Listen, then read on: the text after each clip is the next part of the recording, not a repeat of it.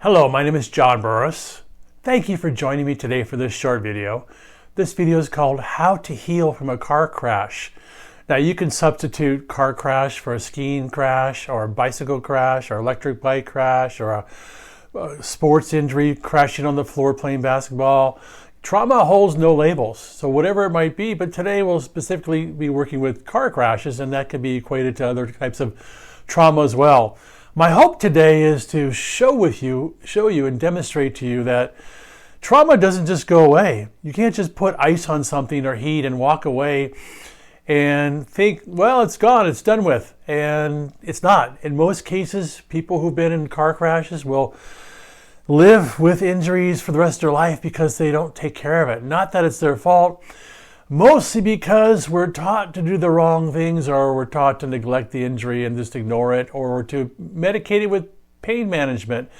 So it's not true at all, because most people will have injuries that will last a lifetime.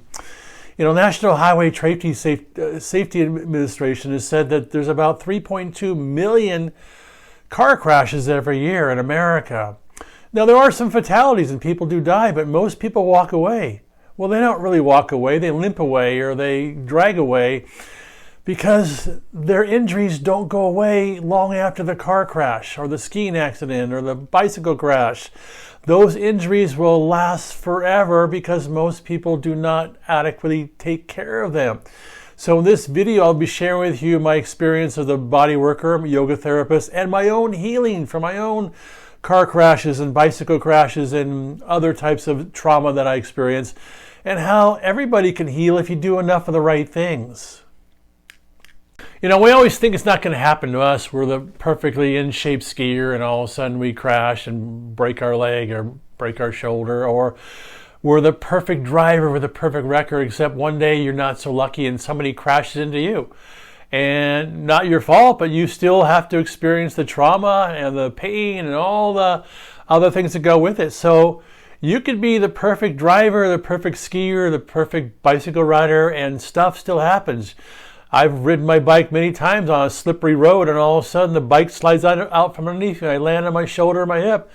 You can have mechanical failures. I was once riding a bicycle standing up and the pedal broke, and I was launched over the handlebars on the top of my head and my shoulder. Not my fault. It was a mechanical failure that caused trauma in my body. So just because you're the perfectly safe person doesn't mean you're not going to experience trauma. And car crashes happen every day, and people think they're going to walk away with the injuries being gone, and that's not the case at all, because most of the injuries will last the rest of your life unless you learn how to take care of them.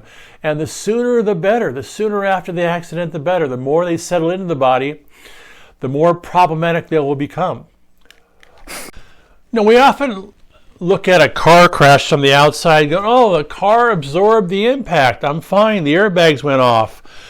The car protected me from the crash. Well, not necessarily so. One of Einstein's theories was E equals mv squared. And that equates to the amount of energy and mass coming together to create chaos. So imagine you're in a car going 3 miles an hour and you crash into a wall. You're probably not going to have much damage. But if you're in a car, crash into a wall at 90 miles an hour, you might not live, because the energy of the weight of the car and the stationary wall and the speed of the car equals how much energy is being displaced. And that energy just doesn't get absorbed by the car, it gets absorbed by your own body. Your own body is like a sponge. It's an energetic sponge. So your body will absorb the impact of that energy traveling. So mass times speed equals the amount of energy being absorbed. And so just because the car is protecting you doesn't mean you're not going to be damaged in your body. And most people think, oh, I was protected. Well, not necessarily true, because your body absorbed that energy like a giant sponge. So here's what happens 6 months, a year, 2 years later. A year later, you try to get out of bed and you can't. Your back goes out and you can't understand why. You felt perfectly fine the day before. That's because many injuries from car crashes and other traumas don't show up right away because the energy is trying to settle in your body, and now it shows up a year, 2 years, 3 years later, and you can't understand where it came from. So just because you survived a skiing accident, the car crash, doesn't mean you're immune to what's going on. Your body has now absorbed all that energy, and you might limp around the rest of your life or compensate somehow, but you're still stuck in it. You're stuck in it physically, you're stuck in it energetically, you're stuck in it emotionally. And the thing is, the harder and stiffer your body is, the more impact it will have on you. For example, children are often softer in their body because their fascia hasn't dried out yet. And what happens is, a child falls out of a tree and bounces, most likely. They're less likely to break a bone or be harmed because they're soft. When adults start to harden because they've neglected their fascia, they're not stretching enough, they're not doing yoga, they're not doing massages, they're hardening their body through weight training. They harden, they dry out. And when you're hard and dry and then you experience a trauma, you're going to experience it much more because you're going to break, you won't bend. That's why athletes don't age so well, because they're hard and tight and stiff and they break. Where if you did yoga your whole life, you would more likely avoid those injuries because you'll bend. So when you're in a car crash, if you're hard and stiff because of a lifestyle you've lived, you're probably going to suffer more severe injuries because your body has absorbed the trauma. So for instance, in my own experience, a couple of years ago, I was playing pickleball and I ran as fast as I could without looking into a chain link fence.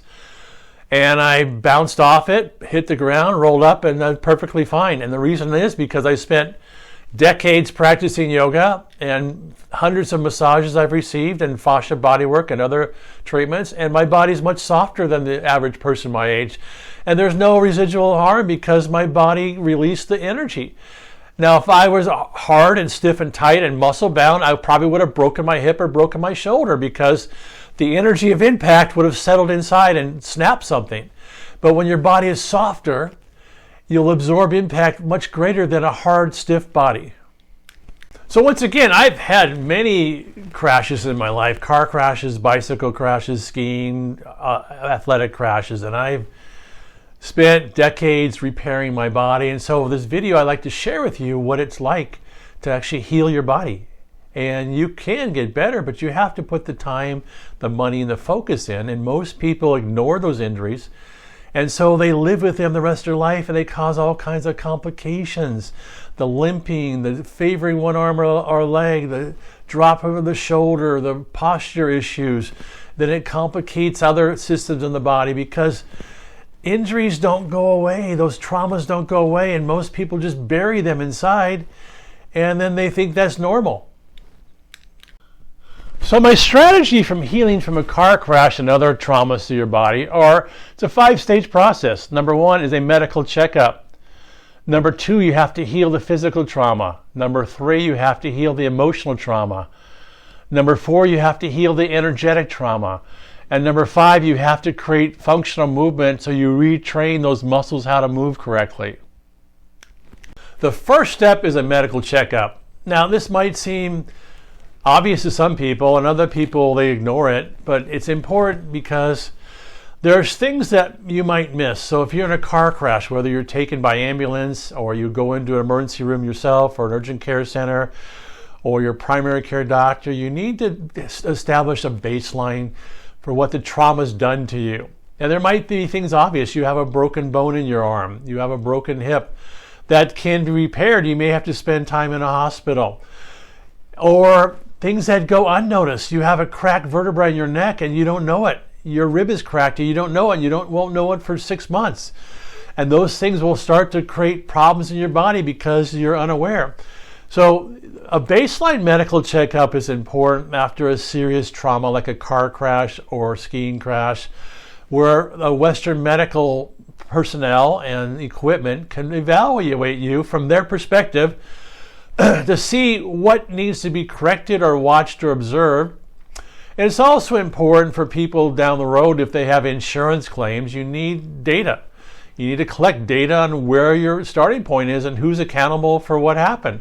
So a medical checkup is always the first step. And it's important because you might have things that the medical system can correct, like put a cast on a broken arm, or things they find that you can't feel yourself. So starting there is the starting point. Here's where the problem lies. Most people never do the next 4 steps. They leave the hospital. They go after they go to the urgent care or the emergency room. They walk away and they forget about it, and the bruises may go away, and 6 weeks later the cast comes off your arm and you think you're all better. This is where healing begins, and this is where most people never actually do the work. So they're basically going to suffer the rest of their life. For example, if you have a broken arm during a car crash and you get a cast on it, which is great because it helps the bones settle back in place, once you take the cast off, your arm is atrophied. The skin is atrophied, the muscles are atrophied, the fascia is dried out, the trauma in the arm is still there. This is where the healing work begins because, for example, I had a broken arm when I was in 1st grade, and I never got post-treatment after the cast came off. So for decades, I always felt my forearm was different. It was weak, it was tight. Every now and then there's a pinch in it because I never got any aftercare. I never got the massage therapy and the fascia body work that was required to bring the arm back to full functioning.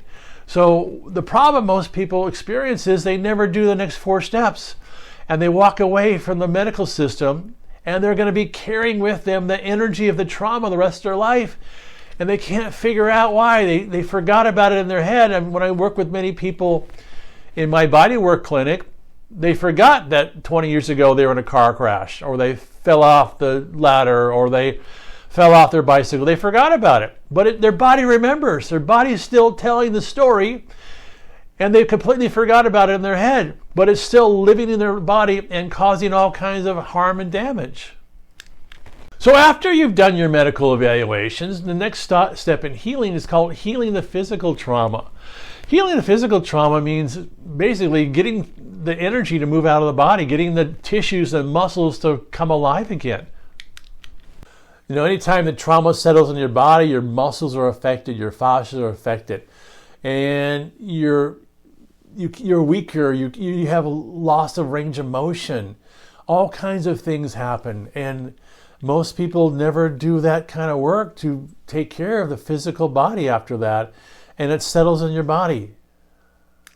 You know, most people after a trauma like a car crash or electric bike crash, they just put ice on it or heat on it, or they take their over-the-counter medications or their prescription drugs and they basically medicate it.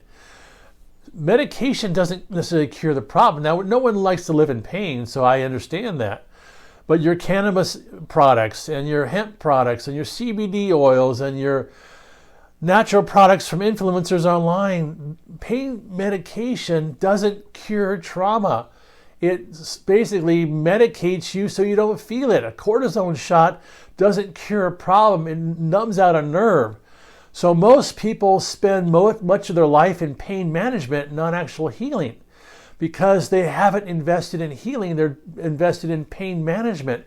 So once again, you can't be in pain management to heal. Now, you can use that along the journey, but it's not going to heal you. And that's the mistake most people make, is they're stuck in pain management, whether it be pharmaceutical drugs or natural products.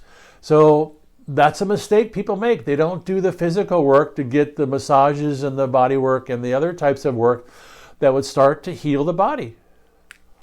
So this board can be equated to your body.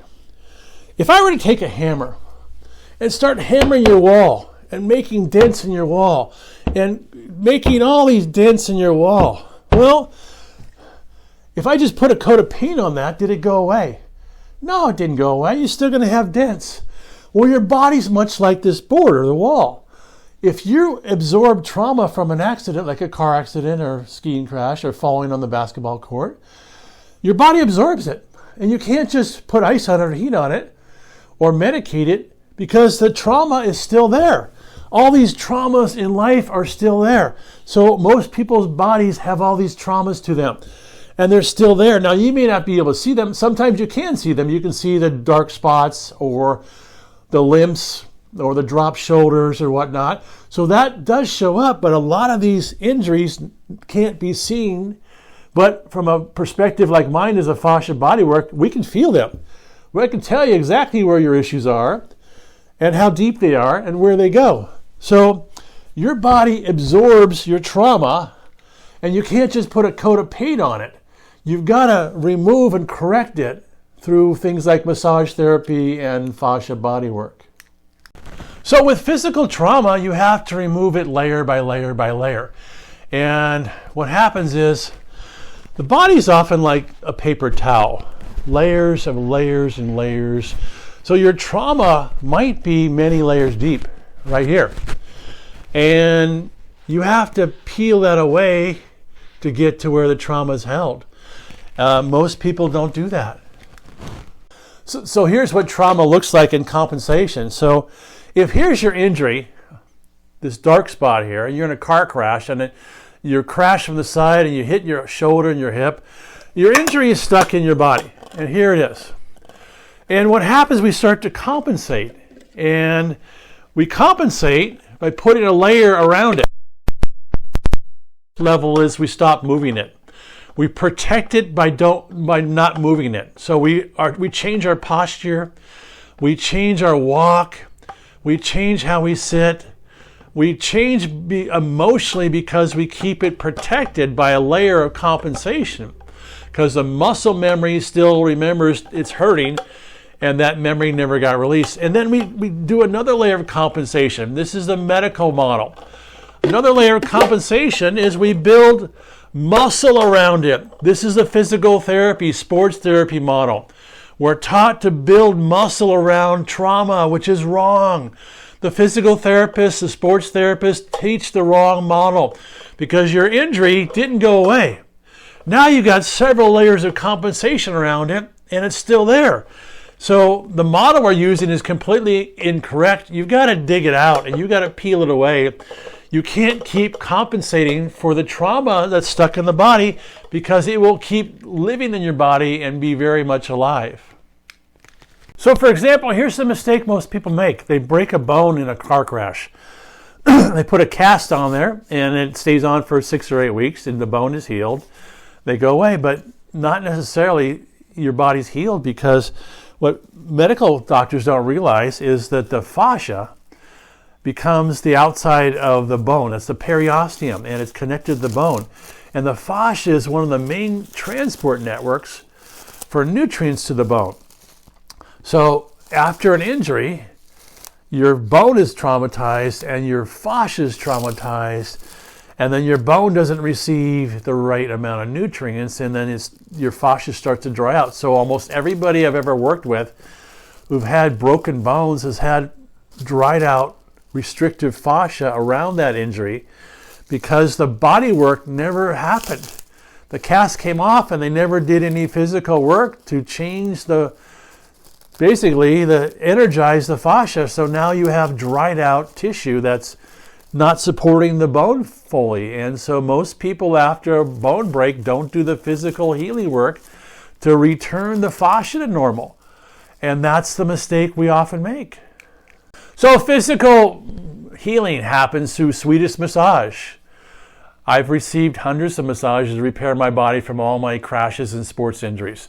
There's also focused work like fascia body work through Rolfing, Heller work, myofascia release, and all these are techniques that help renew your fascia. And the fascia is the scaffolding of the body, and in most people's cases, especially with car accidents, it never gets addressed. So it hardens and dries out, and it starts to create changes in your posture and your movement and your behavior. So step number 2 is do the physical healing work of manual manipulation through massage therapy and other types of work like fascia body work. And the third healing aspect is called emotional. Most crashes have an emotion attached to it that gets stuck in the body. And that emotion causes many of your problems down the road. For example, you're in a car crash and you have a whiplash and you're stuck in basically the ambulance in the emergency room, and you're worried about your kids at school because you were on your way to pick them up, and now they're going to be basically they're abandoned and no one picks them up and no one knows if you're dead or alive. And so you carry that emotion of guilt with you the rest of your life that you abandoned your kids. And that emotion is keeping your neck stuck for the rest of your life because of muscles and emotions and memories are all together. They get stored in the tissues, the soft tissue. The fascia holds the memories of our life. Often when I'm working with a client, they'll start sobbing or grieving, their whole body shaking because we're releasing the stories of their life from their traumas that are held in their body. So we don't necessarily do the emotional work of grieving the experience or finding out what emotions are stuck in our bodies after a trauma. This is a key element that's not necessarily done at physical therapy offices or in medical institutions, the emotional work of releasing the emotion that's attached to the trauma.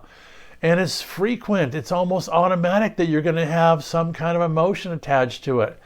And once again, you fall on your hip playing basketball and you break your hip, and now you feel guilty that you're not supporting your team or you're left out. Disappointment gets stored in your hip. These are the things that healers help people with because it's not necessarily performed in a medical institution. So healing the emotional part is part of healing from a car crash. Now, things you can do personal psychotherapy or hypnosis, or there's a technique called EMDR, which is rapid eye movement, getting the emotion out. Or EFT, emotional freedom technique, which is a tapping technique, you're tapping and whatnot. There's also body-mind therapy is what I do. I help dialogue with the patient on how to release the emotion and the memory. So there are many techniques you can try, but emotional healing is also a big part of healing from a car crash. And the fourth part of healing from a car crash and other trauma is called energetic healing. Energy gets stuck in the body, and it doesn't just happen where you have the assault to the body, it travels through the body. For example, you might have heard stories of somebody who's hit by lightning and it hits in their left shoulder and it comes out their right big toe because the energy travels through the body in all kinds of crazy ways. What happens is, with incidences of crashes, we have impact zones and those spread out like a splatter effect. For example, if you fall on your shoulder, it's not just in the shoulder here where the impact happens. It could be in all kinds of areas. So the splatter effect is like this octopus here. If your shoulder gets impacted, you could have a neck issue, or it could travel down and all of a sudden your rib cage on the other side is affected, or it travels down into your arm. One of the tentacles of the impact travel down into your arm, because these tentacles of energy don't just settle where they are, they travel in other areas of the body. So people can't figure out why they're in a car crash and broke their wrists and now they're having neck issues, because the energy travels through the body and it's all connected through the fascia network, and it ends up in all kinds of different areas. For instance, here's a picture of a car crash victim and how the energy has traveled not just in the hip, but down the leg and up the rib cage in the lower back. It's spread out like a splatter. And you can't figure out actually where it's coming from. If you had to put your finger on it, you couldn't say. You just would say, oh, this whole area hurts. Because impact trauma travels through the body and it settles in all kinds of different areas and it becomes a pattern. Now your walk is different, your exercise is different, you're protecting in different areas. Also, trauma isn't always just one single event. For example, it could be multiple events that stack on top of each other. Somebody who was a motorcycle racer. The trauma of riding the motorcycle on the bumpy terrain causes trauma, may have back injuries from the over and over again. Rugby players, boxers, mixed martial artists getting hit. Football players getting hit in the head all the time. That's trauma that adds up. So your trauma doesn't have to be one single event. It could be smaller traumas that add up over time.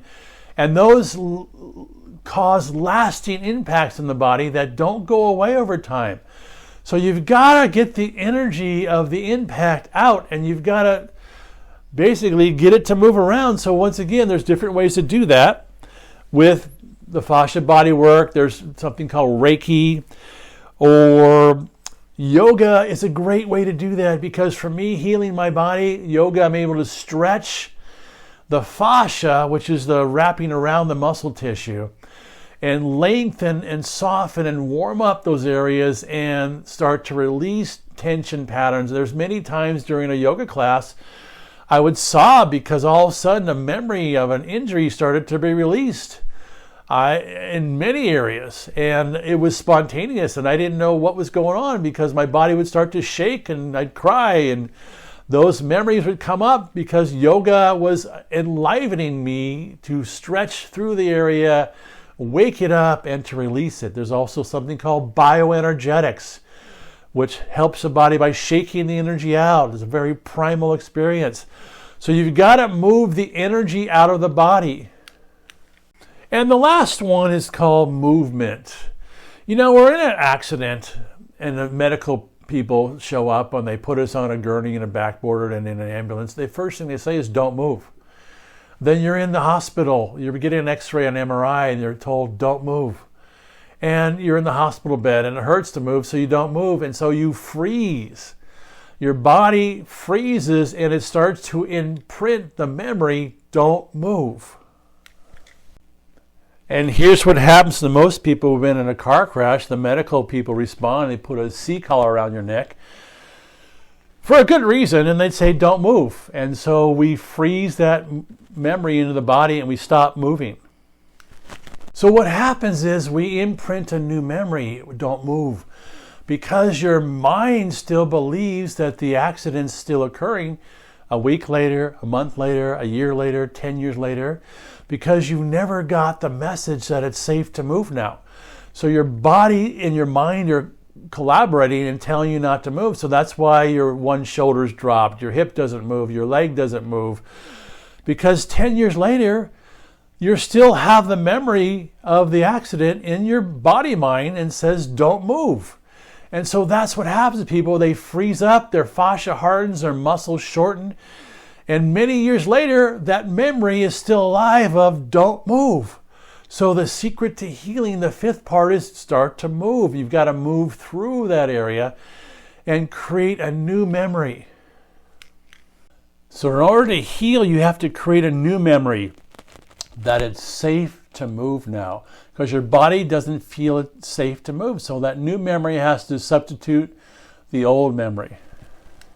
So once again, memories are stored in the body, and a lot of the memories are don't move. It either hurts to move or you're told by the medical professionals don't move. And that memory never gets erased. It's almost like you're playing hide and seek as a kid and no one ever says, okay, you can come out now. And so an hour or 2 hours later, you're still hiding because no one ever told you it's safe to come out. Well, when it comes to car accidents and other trauma, we're not given the message, okay, it's safe to relax now. It's safe to let go now. It's safe to cry now. It's safe to move now. So those memories are still active, causing much of your problems years or decades later. Your body mind doesn't feel safe moving, or you've never got the new message. Okay, you relax now. You can move your arm now. You can move your shoulder now. The damage has been healed and you can move now. So a lot of what I've done in my healing of my worn out, bruised, battered body was re-education work. Once again, yoga was a primary tool for that. Learning to move from an expansive viewpoint where I'm expanding through my tissues and working through areas of tightness, stiffness, where there's old memories there of pain and hurt and trauma. I've also worked a lot with Feldenkrais from Moshe Feldenkrais, which is a re-education system. That looks like this. You put your arm out here and you move your head this way and you move your arm that way. So you're re-educating, and there's all these lessons in the Feldenkrais world about how to re-educate your tissues. And remarkable things happen when you give your muscles and fascia new input, new memories, and it starts to shift and release the old patterns that are stuck in there. So really important to heal from car accidents, once the initial bruises and bones are healed, you've got to move your body in a healthy way. The mistake people make is they go back to the gym, they work out, they run, they lift weights, they do their aerobics, their spinning classes, and they're building muscle tissue around the injury, and they never get the injury out. They're just burying it deeper inside. It's only going to be worse over time. So the mistake we make in this culture we live in is muscle building culture is bury the injury beneath the trauma. And so movement's important, but the right kind of movement is even more important. It's got to be expansive movement, not contractive, hard body movement. The hard body is burying your injuries deep inside your body, and they'll only show up later. And there's also, you have to be a little bit careful because yoga isn't the same from one corner to the next. There's a lot of gym yoga, there's a lot of fitness yoga, there's a lot of gymnastics yoga, which is not healing yoga. It's basically fitness, or it's basically a gymnastic coach teaching yoga. And so those types of poses and systems aren't going to heal trauma. So there are more specific yoga practices designed to heal trauma, which you're actually expanding and softening and lengthening rather than hardening and tightening. So you have to be a little choosy in which yoga practice to practice, because once again, there are a lot of yoga today, which is mostly just gym, fitness, and it's gymnastics. So those will not heal you. You have to find the type of yoga that expands and peels away layers.